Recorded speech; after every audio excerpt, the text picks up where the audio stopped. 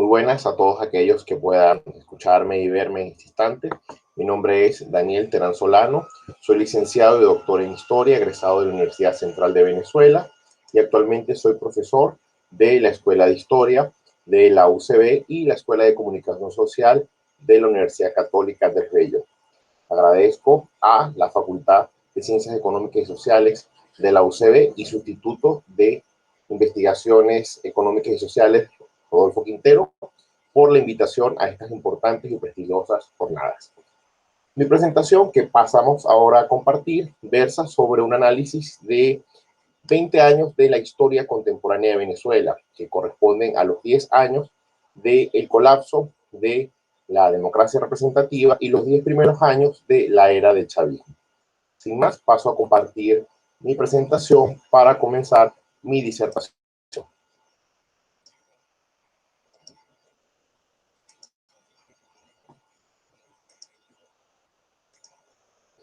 Este trabajo lleva como nombre Venezuela 1988-2008, de la ilusión de armonía al delirio revolucionario, una república del Weimar tropical, notas para un análisis del proceso histórico reciente venezolano.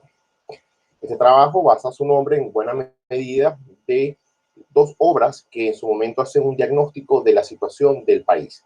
La primera es El caso Venezuela, una ilusión de armonía, un trabajo colectivo compilado por Moisés Naim y Ramón Piñango del IESA en 1984, cuando Venezuela se presentaba una coyuntura muy especial, y finalmente el texto del historiador mexicano Enrique Krause, El poder del delirio, hecho entre el 2007 y 2008, que muestra precisamente el crecimiento y la consolidación del régimen chavista, justamente visto por unos ojos extranjeros, nos permite dar una radiografía bastante clara de ese momento. Justamente entre un periodo y otro podemos ver una especie de parábola que nos hace presentar una hipótesis sobre que Venezuela puede ser hasta cierto punto una especie de república del Weimar, en el sentido que la república del Weimar en Alemania, que sustituyó al imperio alemán después de la Primera Guerra Mundial, fue el primer intento estable de tener un sistema democrático en Alemania. Sin embargo, las presiones internas que sufrió, las crisis económicas, la inestabilidad política, hicieron que los ciudadanos le dieran la espalda a ese régimen y terminaran apoyando a los movimientos más extremistas que finalmente desplazaron a la élite política del momento y pusieron fin a ese sistema democrático. Por supuesto, dejamos claro que no es una comparación lineal ni completa. Nosotros reconocemos que son periodos, países, sociedades y procesos distintos, pero hay ciertas líneas de similitud que nos permiten ver que en la Venezuela de 1988 y 1998, una élite política sometida a una serie de presiones va a generar que no dé las respuestas a la sociedad ante las demandas y sean los propios ciudadanos quienes también terminen dándole la espalda al sistema político y son desplazados por sus enemigos, quienes van a ser aclamados electoralmente y van a tomar el poder. Entonces, bueno, esto nos permite analizar por qué cae la democracia más sólida y estable de Sudamérica y llega un nuevo régimen político que a continuación analizaremos someramente. La primera parte de nuestro trabajo le hemos denominado el autocolapso de una democracia, en el cual la última década de la democracia representativa muestra cómo un sistema político que se veía sólido y estable termina de derrumbarse por razones internas. No fue derrocado, sino que los mismos ciudadanos decidieron desplazarlo. Bien, en primer lugar destaco la ceguera de las propias élites políticas, quienes manifestaron cierto abulia o desinterés sobre el sostenimiento de la democracia representativa. Es un caso que podríamos denominar de quienes se durmieron en los laureles después de su triunfo. Hay una miopía ante los cambios políticos y lo que requiere la sociedad. Hay cierto desprecio a los sectores de la sociedad civil que no forman parte de los políticos, de los partidos políticos, y hay una resistencia al cambio incluso promovido dentro de la institucionalidad, como fue el caso de la COPRE, la Comisión Presidencial para la Reforma del Estado, juramentada por Jaime Lucinchi, pero el mismo presidente Lucinchi manifestó resistencia al hecho de que pudiese el presidente de la República perder facultades y poder ante la elección de gobernadores y alcaldes, lo cual le restaba también poder al partido de gobierno que estuviesen ejerciendo el poder. No parecía lógico dentro de la vida política ese tipo de manifestación. Hay una exacerbación también del modelo económico que ya está entrando en crisis. El modelo de la Venezuela Saudita o el Estado Mágico, basado en la repartición de la renta, ya en los años 80 estaba presentando problemas. Los sectores políticos que debieron haber organizado un cambio no se mostraron partidarios de él por no perder el beneficio electoral que les daba el repartir la renta. Y justamente cuando ya se acaba el tiempo y cuando se tiene que hacer las reformas, se hacen de una manera apresurada que hace que la opinión pública los vea como unas medidas negativas, donde la gente piensa que el Estado, el gobierno, ha abandonado a las personas a su suerte, se ha robado el ingreso petrolero o que los políticos sencillamente quieren vender al país. Esa situación muestra también una seria desconexión con los sectores populares, pues las élites políticas solamente ven a las personas, a los ciudadanos, como meros votantes. Los principios ideológicos que guían a los partidos políticos se disuelven y estos mismos pierden la brújula ideológica, juegan un pragmatismo electoral y lo importante es mover la gente, captar votos. Ya no interesa tanto crear bases en los partidos, liderazgos adheridos a un programa o a una ideología. No, lo que importa ahora es la cuestión electoral y esas maquinarias electorales van a terminar sepultando en cierta medida a la democracia. ¿Por qué? Porque van a confirmar los dichos y las acciones que van a ser los enemigos de la democracia venezolana. Sectores coaligados de los dos espectros políticos, la izquierda y la derecha, van a coincidir en sus ataques. La izquierda, pacificada después de la derrota de las guerrillas, va a atacar constantemente, magnificando todos los problemas que tenía la democracia en ese momento, y sectores empresariales e intelectuales ubicados en la derecha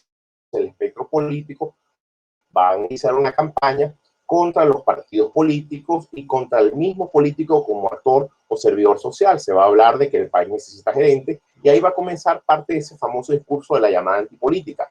También va a comenzar una exaltación de los dictadores, de una nostalgia por regímenes como el de Juan Vicente Gómez o Marcos Pérez Jiménez, y se va a crear la que consideramos una nefasta teoría que establece que los regímenes democráticos son solamente elecciones que no llevan a nada, mientras que los gobiernos dictatoriales imponen el orden, garantizan empleo, prosperidad, y eso va a crear un clima que va a fortalecer lo que finalmente consideramos un desencanto de la ciudadanía con la democracia. Los casos de corrupción, la idea de que no se está respondiendo a las demandas de la sociedad, hacen que la gente piense que todos los políticos son iguales, aquí no hay salida, y eso se manifiesta con una poca participación en las elecciones. La abstención electoral era ya una alarma muy importante, alarma que se vio todavía más agravada cuando el 4 de febrero de 1992 se produce un golpe de Estado, el primero en 30 años, desde el lanzamiento del porteñazo en 1962. El jefe de esa intentona golpista es considerado por una buena parte de la sociedad como un héroe. Y 6 años después, cuando él es candidato presidencial, resulta electo, aclamado por los votos porque es el candidato radical que ofrece un cambio profundo y que justamente marcado en el discurso de la antipolítica va a poner fin a ese sistema de gobierno. Bueno, llega entonces un caso que hemos denominado el regreso del hombre del arma, en armas. Estamos hablando de un liderazgo político que bien podríamos identificar con la raigambre caudillista que ha tenido Venezuela, y ese autoritarismo ahora, durante 10 años, que es el que nosotros hemos estado analizando, va a tener las siguientes características. La primera es la polarización política y social muy grande que tiene la sociedad, una polarización inédita que no se veía desde 1945 y que va a tener puntos de enfrentamiento, picos de enfrentamiento en el bienio 2002-2004. Posteriormente se va a verificar un discurso agresivo, descalificador entre ambos bandos políticos. Frases y epítetos como escuálidos o marginales entran a la vida política y la lucha se basa fundamentalmente en la simpatía, la aprobación, el rechazo o la condena al líder político. Es decir, el juego político se limita en una lucha de chavistas y antichavistas. Así se va también demoliendo la institucionalidad. El voto y la reforma legislativa se va sustituyendo por las acciones unidireccionales del liderazgo político, que usa el voto para demoler cualquier resistencia y ampliar su creciente poder. Se crea entonces la práctica política que privilegia el conflicto sobre el consenso. Hacer acuerdos se ve algo de cúpula, algo negativo. Los funcionarios públicos cada vez más actúan de manera discrecional, obedeciendo órdenes superiores y desconociendo o llegando a arbitrariedades, desconociendo el ordenamiento legal, y las críticas que pueda versar la opinión pública ante ese comportamiento son anuladas o ignoradas con el epíteto o la frase típica de que se trata de una conspiración mediática o un intento golpista. Esas situaciones permiten que en Venezuela se instaure un nuevo autoritarismo, que realmente es una continuación del centralismo o el autoritarismo que hemos visto a través de los gobernantes. Pues la presidencia de la República a partir de 1958 se convierte en un hiperpresidencialismo. La Constitución del 99 aumenta las atribuciones del presidente, además que le da 6 años en el cargo, y la reelección. Se va creando una situación en la cual los poderes públicos no hacen contrapeso al Ejecutivo y el presidente de la República hace gala de su poder para inhabilitar, destituir o insultar a todo aquel que pretenda controlar o desobedecer sus órdenes.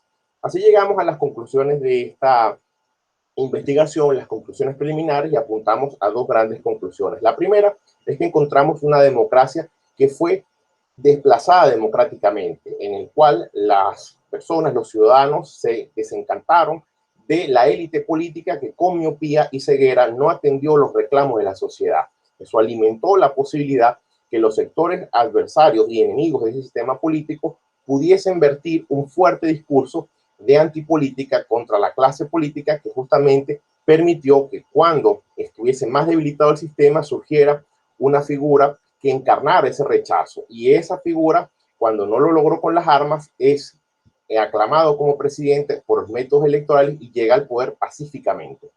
Justamente al establecerse en el poder, durante 10 años notamos un enorme retroceso histórico. El personalismo marca la acción política en Venezuela. Hay una dualidad indiscutible entre chavismo y antichavismo. No hay como tal un debate ideológico, situación que todavía vemos en Venezuela, en el cual se puede hablar que la lucha se centra entre la fidelidad o el aborrecimiento a esa corriente política. No hay un debate capitalismo-socialismo, sino chavismo-antichavismo. Vemos cómo retornó el golpe de Estado y la violencia como arma política cotidiana, la desconfianza en el voto como arma cívica para superar la crisis, porque los votos lamentablemente no lograban hacer que terminara una crisis, sino que después de una elección venía una nueva crisis que iba a conducir a nuevas elecciones. El Estado mágico es repotenciado de un estatismo cada vez más avasallante, y finalmente Venezuela en el campo diplomático se va posicionando contrario a lo que fue durante medio siglo la política exterior venezolana. Venezuela, que fue aliado tradicional de Estados Unidos y el mundo libre durante la Guerra Fría, termina aliándose con Cuba y adversarios históricos de Estados Unidos como Rusia y China, o organizaciones adversarias o que combaten a Estados Unidos, como pueden ser las FARC, o naciones como Irán. Y en ese contexto hemos llegado, pensamos nosotros, a las bases que pueden explicar la realidad presente que vivimos en la actualidad. Bueno, muchísimas gracias. Agradezco a la Facultad de Ciencias Económicas y Sociales y al Instituto Rodolfo Quintero por la invitación. Hasta luego.